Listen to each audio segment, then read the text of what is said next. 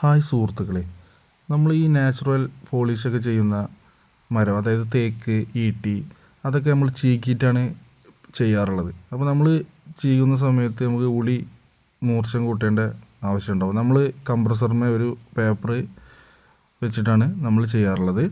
പല ആളുകളും ഇത് ചെയ്യുന്നവരുണ്ടാവും. അപ്പോൾ നമ്മളിത് അറിയാത്ത ആളുകൾക്ക് വേണ്ടിയിട്ടാണ് ഇത് ചെയ്തിട്ടുള്ളത്.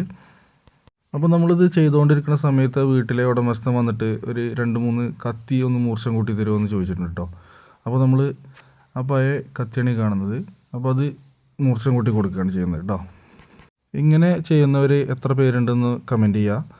ഞാൻ ആദ്യം പറഞ്ഞിട്ടുണ്ട്, ഇത് നമ്മൾ അറിയാത്തവർക്ക് വേണ്ടി ചെയ്തതാണ്. ഇത് ചെയ്യുന്ന ആളുകളുണ്ടാവും.